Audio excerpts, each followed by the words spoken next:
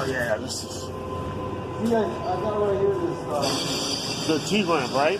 Yeah, you got drawing here? This one looks nice. Did they already check this one here? Yeah. That's pretty awesome.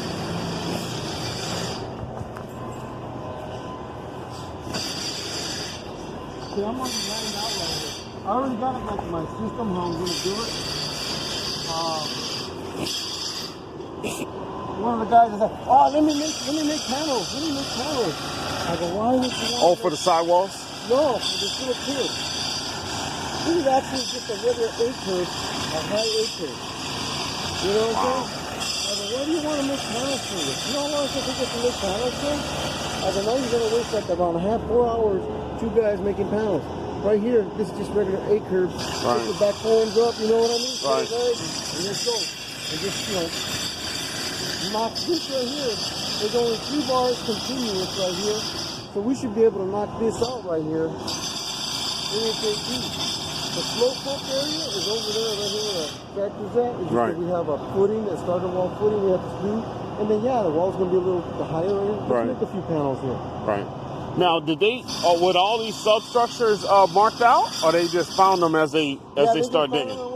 Man, that's crazy. That's why I'm still waiting on what are they going to do. I've got my lines here where I got to go. I'm still waiting what are they going to do. They're going to cut them, whatever, so I can get this thing going. right. Tomorrow I'm starting on this right here. So We're gonna form tomorrow. Hey, what's going on over here, boss? I gotta get home. Tomorrow? Today, if I could get somebody to do the food. I doubt it because I gotta do a lot of scripting and everything. So I'm not gonna do that. We're gonna rain Monday. Oh, so we're gonna depress right there? Oh, zero. Zero was right there.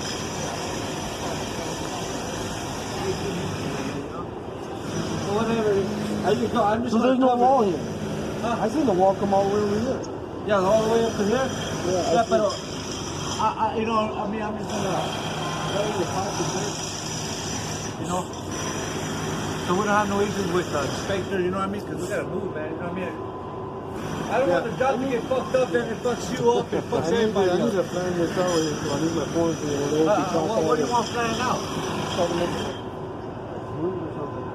Well, you don't want the steps there? Well, you know, I mean, I never put a wall. You know what I mean?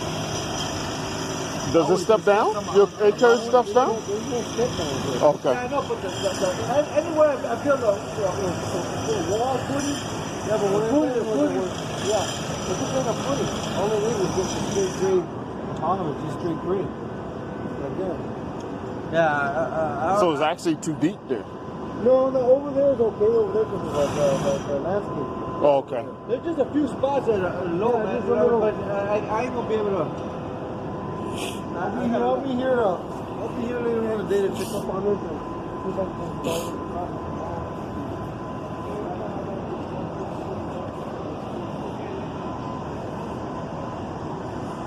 Okay, so we got this here.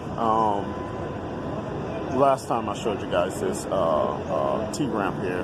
Now it's already dug out. Another thing here, as I spoke about before, is running into these unmarked substructures here. As you can see, they ran into a lot of them and did a lot of repairs to them too. But that's what happened. No one does red drawings on a lot of these projects, and these guys probably don't do the red drawings either. I'm glad we're just here to just do a form setting, and that's another one there. Just do the form setting and pouring the concrete. But once again, it's not totally flat here. They kind of tiered it down. My foreman is going to get that shit squared away and get this grade where it needs to be at without holding us up. So we'll be taking care of this. Hopefully we can start on this today and get some stuff formed up. But and we already poured those other areas I showed on the video, so we're looking pretty good. Maybe I'll go walk over there and go look at them. It's not fun looking at finished concrete. It's no fun. But we'll go look at it real quick. This is one area that got finished.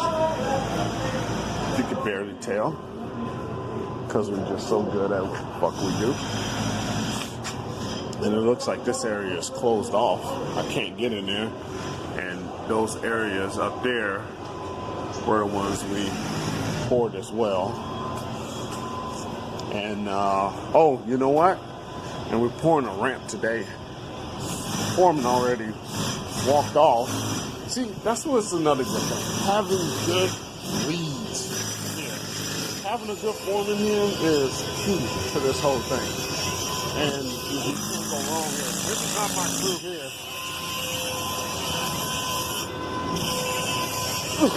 This is my crew here. We're pouring this ramp here. I showed you guys this ramp last time on the video. Now it's been poured. I told you the footing was in the middle there. And now it's been poured there.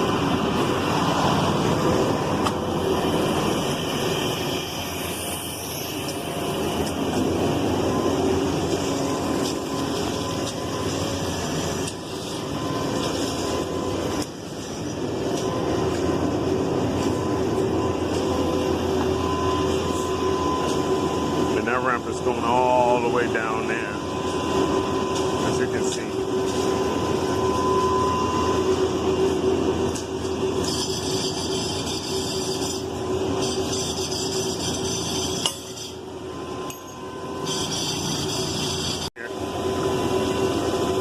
Pouring here, we're probably doing about. I think we got at 35 yards here. 35.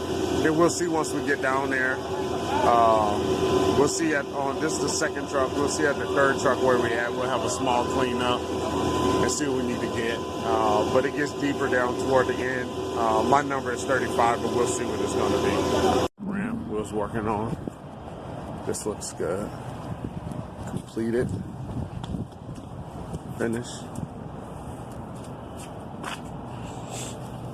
How you doing, buddy? Another ramp over here that we was working on. Completed, finished.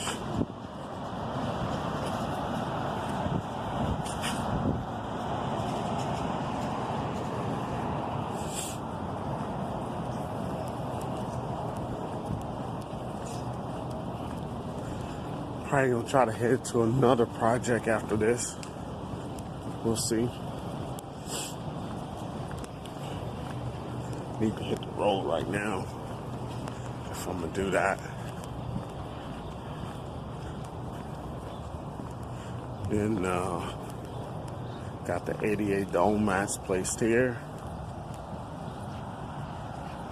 Right. It's always good when you can stomp on these and not hear any hollow sounds. Right. Got to make sure you set those properly to where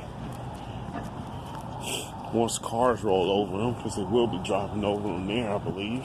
I don't know how they're going to stripe that area there. But once again, so earlier in the video, I don't know if you heard me when I was talking about all the substructures that they literally just ran into, right? Why? Because usually for older, institutions, schools, large entities, like I did a project, what was it, I think last year before last, where I did some work at LADWP. I posted a video about that too. And also same thing there. That one there, I took a little bit more precaution on that one. I did the demo work, the excavation work. So, I charged them extra to do a exploratory digging to where we dug all the way around the perimeter. Imagine if I had to put concrete in this whole entire area here and just want to keep my guys safe because I don't know what's here. So I charged them to dig a footing all the way around the edge, coming all the way around, right, by hand. And then we dug across. Every 10 feet, we dug across like that. And then we did maybe 2 or 3 going this way, just to expose the lines. I think we found like two or three lines. And they were more like airlines. I ran it, and I think you'll do this from working at different facilities once you get used to it, you know, because it actually didn't quite bite me in the butt, but I did a project a few years back for the gas company. What city was that? Oh my gosh. Where I did a large grinding cap job. It was off the 60 freeway. I forget what city that was in. But anyway, I did the project over there and just ran into a bunch of substructures that just really screwed up the whole schedule, whole timeline. And they tried to make it a little difficult to get paid on it. Let me see if I can come out here. They tried to make it difficult to get paid on it, but I pushed and fought, and I was able to get paid. So you want to be careful when you're doing demo. You're taking on the demo work, the excavation work. You know, you really want to be careful of what you're doing, where you're doing it at, and have a plan for, you know, make sure you have a clause in your contract, your commercial contract, that would allow you to charge for that extra work, okay, for those unknowns. All right, so I'm gonna head out here. Thanks for watching my Construction Entrepreneurs. Make sure you subscribe, like, and I'll see you guys on the next one.